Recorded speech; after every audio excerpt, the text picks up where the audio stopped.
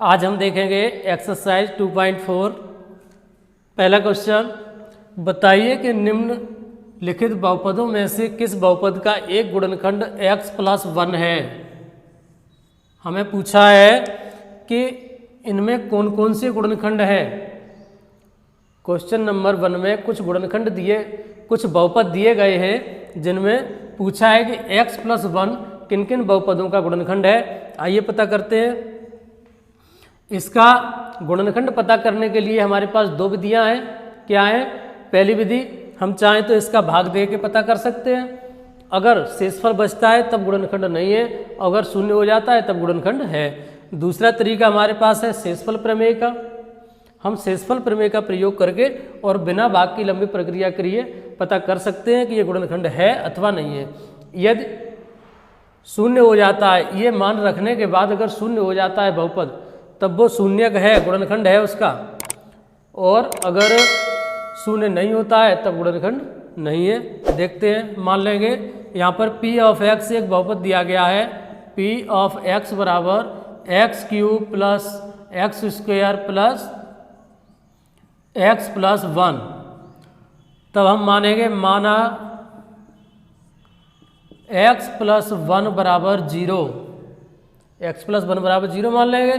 तब x बराबर क्या हो जाएगा?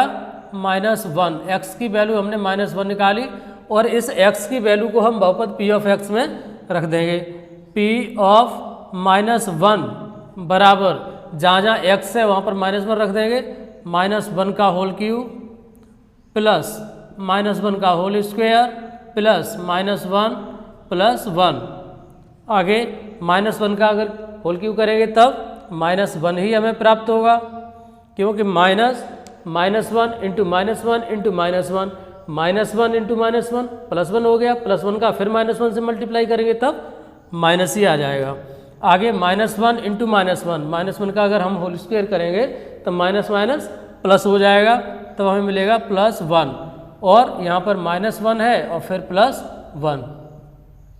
-1 से +1 कैंसिल, -1 से +1 कैंसिल और हमें प्राप्त हो गया 0। हमने क्या बताया था?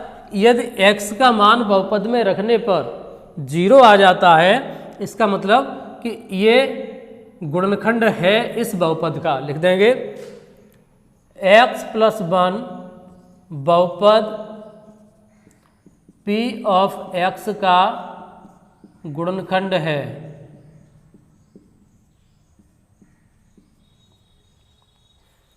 आगे देखते हैं हम इसी का second part, x4 + x³ + x² + x + 1। इसमें भी हमें x + 1 को चेक करना है कि इसका गुणनखंड है या नहीं। तो हम क्या करेंगे, मान लेंगे, माना p(x) बराबर x4 + x³ + x² + x + 1। माना x + 1 बराबर 0, तब x बराबर -1 और x बराबर -1 मान लेंगे। x बराबर -1 और हम क्या करेंगे, x बराबर -1 का मान p(x) में रख देंगे।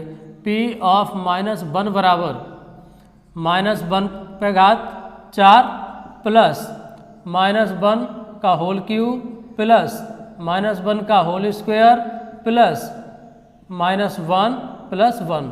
आगे हम सॉल्व करेंगे। हमने क्या बताया था कि -1 का यदि हम सम संख्याओं में, जैसे यहाँ पर घात 4 है, यदि घात 4 क्या है? सम संख्या है। अगर हम सम संख्याओं में मल्टीप्लाई करेंगे तब हमेशा प्लस का चिन्ह आएगा, विषम संख्याओं में मल्टीप्लाई करेंगे तब माइनस आएगा। जैसे -1 का हमें 4 बार मल्टीप्लाई करना है। 4 एक सम संख्या है, -1 × -1 × -1 × -1, तब यहाँ पर हमेशा +1 आएगा, 1 आ जाएगा प्लस का। अब यहाँ पर देखें कि -1 का घात है 3। अब 3 एक विषम संख्या है। अब हम -1 × -1 × -1 3 बार मल्टीप्लाई करेंगे, तब विषम संख्या के बार में अगर मल्टीप्लाई करते हैं, -1 का मल्टीप्लाई किसी घात, कोई विषम घात में करते हैं, तब हमें माइनस ही प्राप्त होता है। लिखेंगे -1।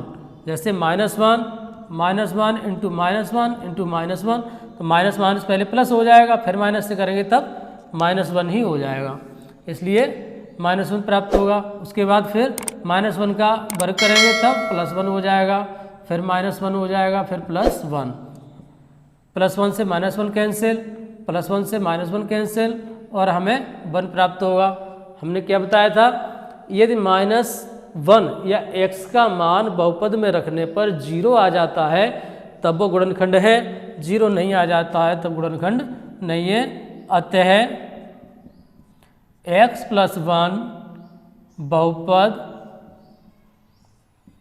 P ऑफ x का गुणनखंड नहीं है, गुणनखंड नहीं है। इसी के साथ आगे देखते हैं हम थर्ड पार्ट इसका। इसी के साथ फिर हम देखते हैं क्वेश्चन नंबर 1 का थर्ड पार्ट। इसमें क्या है, x पे पावर 4 + 3x³ + 3x² + x + 1। एक बार फिर हम मान लेंगे, माना x + 1 = 0 तब x का मान क्या हो गया, -1, x बराबर -1 हमें मिल गया और x बराबर -1 को हम बहुपद में रख देंगे। P ऑफ -1 बराबर x पे पावर 4 तब -1 पे पावर 4 प्लस 3 इंटू x पे पावर 3 तब -1 पे पावर 3 प्लस 3 इंटू -1 का होल स्क्वायर प्लस -1 प्लस 1। आगे करेंगे, -1 का अगर पावर 4 है तब हम इसका मल्टीप्लाई करेंगे तब हमें +1 ही प्राप्त होगा, +1 लिखेंगे हम। इधर -1 की पावर 3 है तब हमें यहाँ पर -1 ही प्राप्त होगा और 3 से मल्टीप्लाई करेंगे तब यह -3 हो जाएगा। इधर -1 पे पावर 2 तब हमें 1 प्राप्त होगा और 1 का 3 से मल्टीप्लाई होगा तब +3 -1 प्लस 1। आगे करेंगे तो 1 प्लस का है, 3 प्लस का है और 1 प्लस का है। ये हो गया 5 -3 और माइनस का 4 हमें मिल जाएगा 1। यदि हमें 0 मिल जाता तब इस बहुपद का ये गुणनखंड होता, हमें 0 नहीं मिला, लिख देंगे अतः x + 1 बहुपद P ऑफ x का गुणनखंड नहीं है। यही हमसे पूछा था कि x + 1 इसका गुणनखंड है या नहीं है, वो हमने बता दिया कि गुणनखंड नहीं है। इसके साथ आगे हम देखेंगे क्वेश्चन नंबर 1 का fourth part. x³ - x² minus कोष्ठक में 2 + √2 इंटू x + √2। यहाँ पर भी हम मान लेंगे पहले की तरह कि माना x + 1 बराबर 0 तब x बराबर -1, x का मान -1 है। अब हम x के मान को P ऑफ x में रख देंगे, बहुपद में रख देंगे। P ऑफ -1 बराबर x³ तो -1 का होल क्यूब माइनस -1 का होल स्क्वायर माइनस कोष्ठक 2 + √2 इंटू -1, x के स्थान पर हमने -1 रख दिया प्लस √2। आगे देखेंगे हम -1 का अगर होल क्यूब करेंगे -1 ही रहेगा तो -1 का होल स्क्वायर 1 हो गया और 1 का माइनस से अगर मल्टीप्लाई करेंगे तब -1 हो जाएगा। माइनस इधर हम -1 का मल्टीप्लाई अंदर करके लाएंगे तब माइनस का 2 हो जाएगा, -2 और माइनस √2 प्लस √2। आगे -1 माइनस को हम अंदर मल्टीप्लाई करेंगे तब +2 हो जाएगा और प्लस √2 हो जाएगा प्लस √2। आगे -1 और -1 माइनस का 2 हो गया और प्लस का 2 प्लस √2 और प्लस √2, -2 से -2 कैंसिल हो जाएगा और 2√2 हमारे पास बचेगा। लेकिन अगर 0 बचता तब हम कह सकते थे कि दिया गया मान बहुपद का शून्यक है। हमारे पास 2√2 बचा, इसलिए हम कह देंगे कि अतः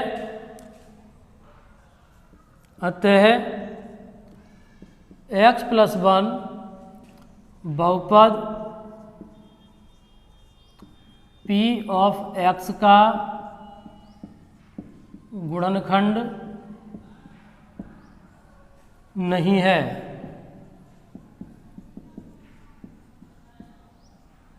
हम कह सकते हैं कि P ऑफ x का गुणनखंड नहीं है। यदि 0 होता तब गुणनखंड हो जाता। इसी के साथ देखते हैं क्वेश्चन नंबर 2, गुणनखंड प्रमेय लागू करके बताइए कि निम्नलिखित स्थितियों में से प्रत्येक स्थिति में g of x P of x का गुणनखंड है या नहीं है। अभी हमने पहला क्वेश्चन किया था, सेम उसी टाइप का है। हमें बताना है कि दिया गया गुणनखंड इस बहुपद का गुणनखंड है या नहीं है। यदि हम इसका मान रखेंगे, g ऑफ x का मान P ऑफ x में रखेंगे, अगर हमें 0 प्राप्त होता है तब गुणनखंड है, और 0 प्राप्त नहीं होता है, शेष बचता है, तब गुणनखंड नहीं है। आइए देखते हैं करके। हम मान लेते हैं, माना x+1 बराबर 0, तब x बराबर -1, और इस -1 को हम P ऑफ x में रखेंगे, P ऑफ 1 करके, तो P ऑफ x की जगह हमने -1 रख दिया,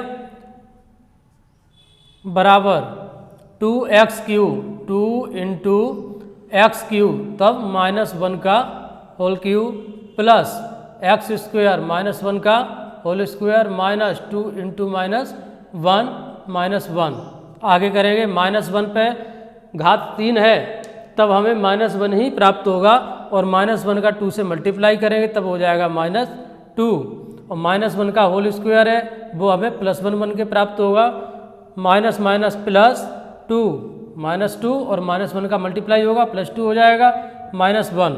आगे करते हैं -2 और +2, -1 और +1 एक दूसरे से कैंसिल हो जाएंगे और हमें 0 प्राप्त होगा। अतः हम लिख देंगे अतः बहुपद P ऑफ x का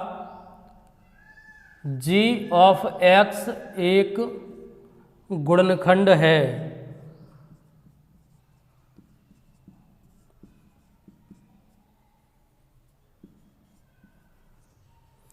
बहुपद P ऑफ x का, P ऑफ x बहुपद ये है हमारा, इसका g ऑफ x+1 एक गुणनखंड है। सेकंड देखते हैं हम इसका x³ + 3x² + 3x+1, इसमें भी हम मान लेंगे x+1 gx बराबर x+2 दिया है, माना x+2 बराबर 0, तब x बराबर -2, 2 को हमने पक्षांतर कर दिया, इधर x+2 प्लस का था, इधर आया तब माइनस का हो गया।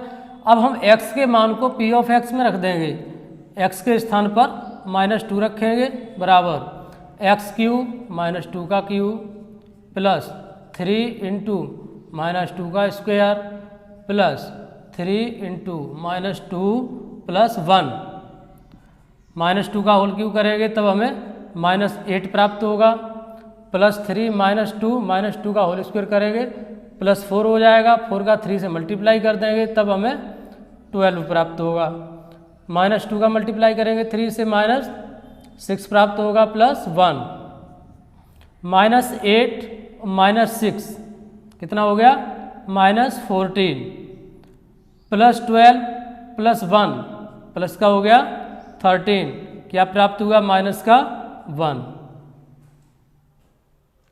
देखें सारी कैलकुलेशन करने के बाद हमें x का मान यहाँ पर P ऑफ -2 का मान हमें यहाँ पर -1 प्राप्त हुआ। हमने क्या बताया, यदि हमें यहाँ पर 0 प्राप्त होता तब g of x p of x का गुणनखंड होता। यदि 0 प्राप्त नहीं हुआ है तब गुणनखंड नहीं है, यही हम लिख देंगे। अतः g ऑफ x बहुपद p ऑफ x का गुणनखंड नहीं है। g ऑफ x जो दिया है हमें, g ऑफ x वह बहुपद p ऑफ x का गुणनखंड नहीं है। इसी के साथ आगे हम देखते हैं तीसरा पार्ट इसका। तीसरा पार्ट क्या है देखें,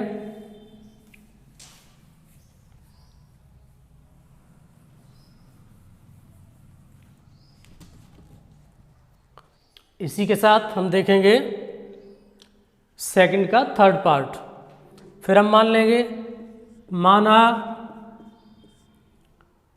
x - 3 बराबर 0, तब x बराबर हो गया 3, -3 को हमने पक्षांतर कर दिया 0 की तरफ, तब x बराबर हमें 3 प्राप्त हो गया। अब हम x का मान p ऑफ x में रख देंगे, p ऑफ 3, x के स्थान पर हमने 3 रख दिया, बराबर x³ 3 का होल क्यूब -4 इंटू 3 का होल स्क्वायर प्लस 3 और प्लस 6। आगे 3 का होल क्यूब करेंगे 27 हो जाएगा, माइनस 3 इंटू 3 का अगर होल स्क्वायर किया हमने 9 हो गया, 9 का 4 से मल्टीप्लाई होगा 36 हो जाएगा। आगे प्लस 3 प्लस 6। आगे देखें 27 प्लस 3, प्लस का 27 है प्लस का 3 है, 30 हो गया, 30 प्लस 6 36 हो गया, 36 माइनस 36 क्या मिला हमें 0, लिख देंगे। अतः g ऑफ x बहुपद p ऑफ x का गुणनखंड है। क्यों है गुणनखंड? क्योंकि हमें मान रखने पर, x का मान रखने पर बहुपद में 0 प्राप्त हुआ। x का मान हमने बहुपद में रखा तब हमें 0 प्राप्त हुआ, इसलिए g of x x - 3 p of x का एक गुणनखंड है। इसी के साथ ये क्वेश्चन पूरा होता है। देखते हैं अगला क्वेश्चन। इसी के साथ आगे देखते हैं हम क्वेश्चन नंबर 3। k का मान ज्ञात कीजिए जबकि निम्नलिखित स्थितियों में से प्रत्येक स्थिति में x - 1 p ऑफ x का एक गुणनखंड हो। हमें एक बहुपद दिया गया है p ऑफ x। कौन सा बहुपद है ये? p ऑफ x बहुपद दिए गए हैं और एक गुणनखंड दिया गया है निश्चित। इन सभी का जो भी p ऑफ x हमें बहुपद दिए गए हैं उन सब का एक गुणनखंड है x - 1 और पूछा गया है कि यदि इन सब का एक ये गुणनखंड हो तब k का मान क्या होगा। k का मान हमें बताना है। देखिए बताते हैं। मान लेते हैं हम, माना x - 1 बराबर 0, तब x बराबर हो जाएगा 1 और x बराबर 1 जो है वो हम p ऑफ x में रख देंगे। p ऑफ 1 बराबर करके लिखेंगे x² 1 का स्क्वायर प्लस 1 प्लस k बराबर 1 का स्क्वायर 1 हो गया प्लस 1 प्लस k। अब हमें क्या मिला? बराबर 2 प्लस k को हम इधर रहने देंगे, 2 को पक्षांतर कर देंगे क्योंकि हमें k का मान बताना है। तब k बराबर हो जाएगा -2। k का मान पूछा था, k का मान हमने बता दिया -2। इसी प्रकार आगे देखते हैं इसका सेकंड पार्ट। फिर मान लेंगे, माना x - 1 बराबर 0, x बराबर 1, x का मान 1 निकल आया। x का मान हर जगह पर बने ही रहना है क्योंकि फिक्स कर दिया है इन सभी का गुणनखंड है x - 1, पहले ही हमें बता दिया है। तो हम मान रख देंगे पी ऑफ एक्स में एक पी ऑफ 1 बराबर 2x², 2 इंटू 1 का स्क्वायर प्लस के इंटू एक्स के स्थान पर 1 रखेंगे प्लस √2। अगर 1 का स्क्वायर करेंगे 1 ही रहेगा, यहाँ पर 2 से मल्टीप्लाई होगा उसका 2 हो जाएगा, प्लस के का 1 से मल्टीप्लाई करेंगे के रहेगा प्लस √2। आगे हम क्या करेंगे, के को इधर ही रहने देंगे प्लस 2 और √2 को हम पक्षांतर कर देंगे दूसरी तरफ। जब हम इन्हें दूसरी तरफ लेके आएंगे तब क्या होगा, -2 प्लस √2 बराबर हो जाएगा के। या हम लिख सकते हैं कि के बराबर माइनस कोष्ठक में 2 प्लस √2। इस तरह से के का मान क्या हो गया, ये हो गया के का मान। के बराबर माइनस, क्योंकि हम इसे पक्षांतर करके लाएंगे तो दोनों माइनस माइनस के हो जाएंगे, माइनस को हमने कोष्ठक से बाहर ले लिया, दोनों का कॉमन ले लिया, 2 प्लस √2 हो गया के का मान। इसी प्रकार से हम इसका अगला पार्ट देखते हैं।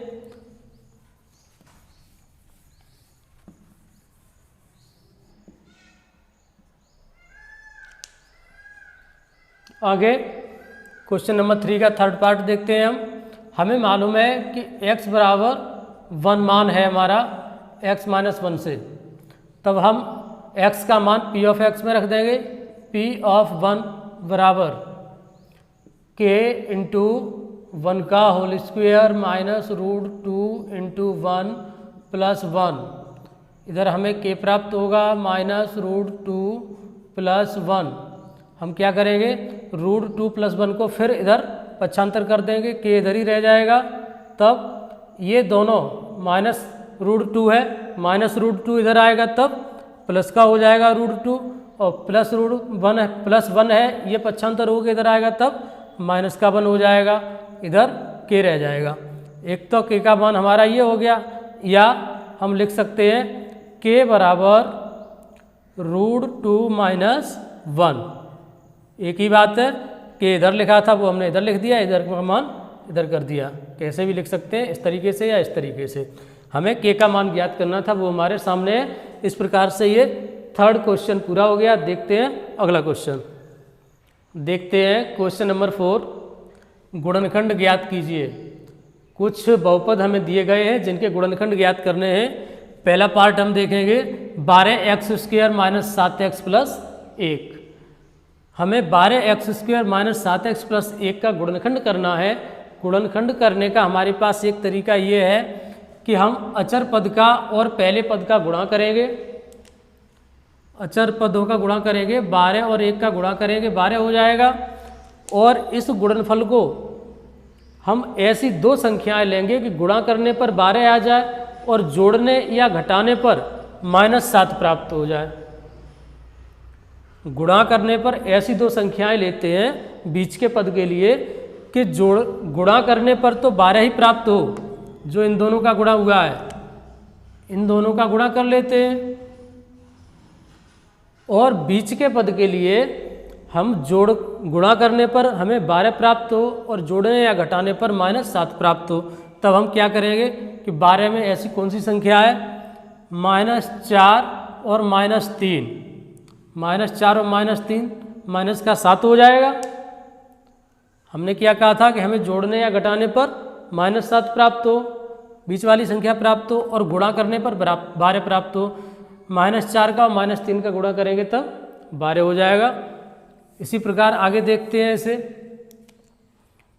12x² minus 4x minus 3x plus 1, -4x minus 3x minus 7x को हमने दो पार्ट में बांट दिया और गुणा करने पर 12 हो जाएगा, घटाने पर ये -7 प्राप्त हो जाएगा। आगे हम देखेंगे पहले दो पदों में और लास्ट के दो पदों में।